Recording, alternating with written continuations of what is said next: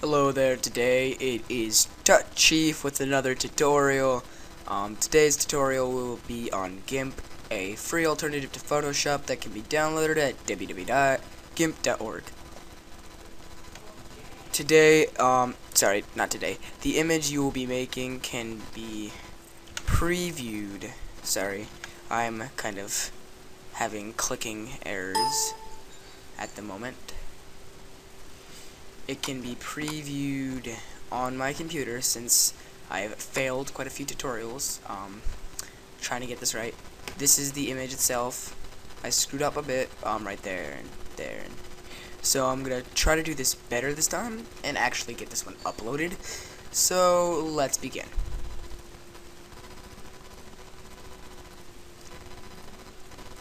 Go to File, New. Make sure you have a decent size to work with. I'm going with 2000 by 2000. You see that little thing down there that says 72 ppi? Make sure that's a decent 600.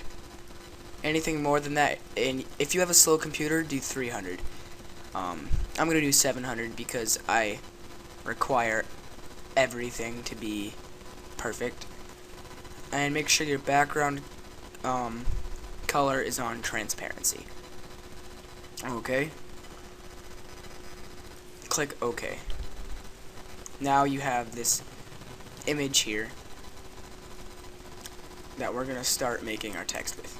So select the text tool, select your font.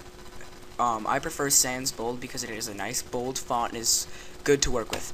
Now select your text itself. Mine will be Chief. Size it up substantially. Maneuver it so you can see the entire thing.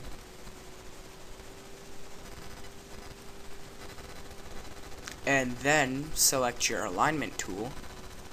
And what this and then select these four boxes right here. What this does is it makes sure that the text itself is in the exact center of the image. Now, continuing on our way, select the perspective tool, click on your text, and drag down one side so that it slants like that. That's a little bit too much of a slant, so I'm going to drag this side down also so it's more realistic. Now, so we're going to have our 3D text here and a nice background here. So now that we have our image mapped out with our background and our text, select your text and select alpha to selection. Now you're going to want to shrink this by, depending on your image size, probably 1 or 2 pixels considering your image size, but mine was substantially large. So now that you've shrunk your selection, you are going to want to select your gradient tool. And on your gradient tool, select well, you could select either one of these, you could select any of these, or you can make your own. I prefer golden because I like the colors that are in golden, I guess. So select around the middle of your text, drag up from the bottom to the top, and you should get this desired effect.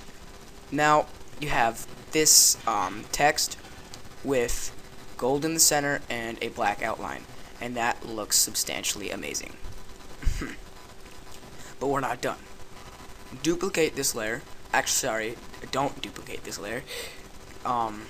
Select it once more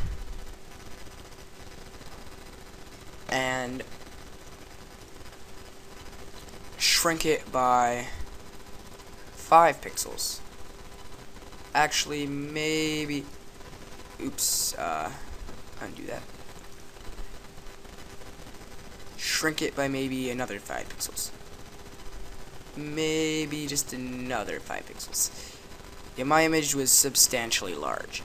And now, go from the top to the bottom around the same area that you did the other stuff. So now you get this. And it looks quite nice, but it's still not done. We still need a highlight along the top. Now, select your ellipse tool, which is the circle tool, and select around halfway of your text. So if your text, if that is about halfway, that you about halfway in the middle part, because it will cut off in the end, because it is obviously an oval. Now go to your tool options for your ellipse tool and click intersect with the current selection. But you can't do that yet because we have to, oops. Oh yeah, that brings me to another part, because many of you may be confused right now if you are new to GIMP. To get these little 3 tabs right here, select this button, add tab, click here, here, and here, and you'll get these 3 tabs so you can undo some mistakes. And okay, so but you can't do that yet because you have nothing to select. So select your text with Alpha 2 selection, and then take your ellipse tool that's on intercept with selection. Another fatal error on my part. Okay, now we're good. We got it all down. Okay. There. Drag that out a bit. Okay. Now we're fine. Now select your gradient tool. Select a white and black this gradient here, and then select overlay. Sorry, no. Go to FG to transparent, and then select your foreground color as white, and then stroke up from top to bottom. And then you might want to turn the opacity down a bit, so it's not such a you know. I should actually turn the opacity up a bit more, so I'm going to redo that. Okay, and now select none, and you have this. This looks really nice, but we're still not done. Duplicate this layer, so you have 2 touch sheaf layers. Go to the bottommost layer, which is the layer you've been working on the entire time, while this one's the clone. Select that, go to filters, blur, motion blur. Now you're going to want to blur it by a about a 27, I guess, maybe a 15, and then angle at least 30. Now I believe that's not even close to enough, but we're going to try it. I think that's just a little too short.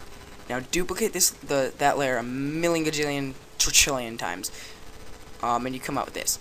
I actually like this a lot more than my other one, so I'm gonna keep it. I'm actually gonna duplicate it. Okay, now that you have this, click the eye on your top layer and your eye on your bottom layer. It'll come out really ugly, but we're still not done. Okay, now select image and merge visible layers. And what this does is this eye right here removes that layer from visibility. And when you merge visible layers, it doesn't merge those layers because obviously they're not visible. Okay, now we have our 3D text here, and I might as well merge that down. And now you have 2 layers, one with the amazing text and one with the background itself. Now for the background itself, we're going to do a simple technique, but before we do that, go to Alpha 2 selection, once again in your text layer, go to select, shrink it by 5 pixels,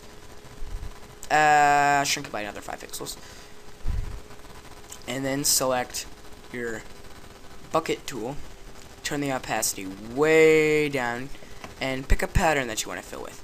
I like that one a lot, but it doesn't blend well. Oops, my mistake.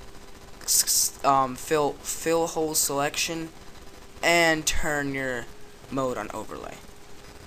And then it should come out nice, but like I said, I don't like that pattern, so does that look good? That looks like it's actual metal. I like that a lot. So now we have this, and time to work on our background. We're going to use the same technique by just picking a pattern and filling the background. Now if your DPI is really high, you'll come out with it'll take a really long time to fill. So I'm gonna redo that and pause the video because it refuses to fill. And that was the worst mistake. Fill similar colors is what you have to put the mode back on, and you have to put the mode back on normal, because I'm a retard. Anyway, now it should take a little longer. Once again, retarded, turn your opacity back up, and we have this.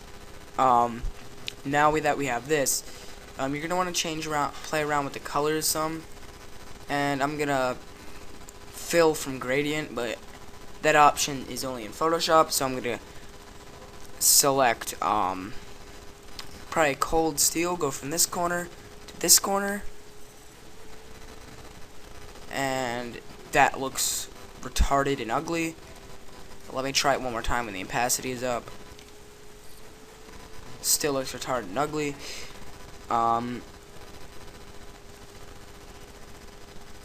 So I'm probably gonna go with golden, because golden is what the entire image is based on, really. Yeah, I like that. It looks like the sun is shining in here and here, and there's like a leaf blocking it there or something. So I like that a lot. Okay, now we have this, but what could be possibly missing from this? Well, the answer is nothing. It's done. Yes, you bared through this entire tutorial and you got this result. So I'm going to show you how to save it now. Go to File, Save As, save it what you want to name it, but make sure it's .png. I'm actually going to replace one, and then select Merge Visible Layers, and this will shrink the image size substantially. And if you want to know the image size, it's quite big. Yeah, it's somewhere on there, but I can't find it now. But whatever. Check all these boxes, go to compression level 9 and save. Now I'm going to show you the finished product as a PNG because its quality changes for the better. So I'm going to show you that from my pictures. And touch you. Okay, now we have this, and it's of very good quality, so you can zoom in pretty far without it getting pixelated. You can zoom into about here without getting it pixelated. So that's pretty good quality. And that's what it looks like. Thanks for watching. Please rate, subscribe, and comment. Do everything you can to support my channel, because when you support my channel, you support yourself, because you're motivating me to give you more tutorials, and that helps you out. So thanks for watching. Please rate, subscribe, and comment. Bye. Hope you enjoyed the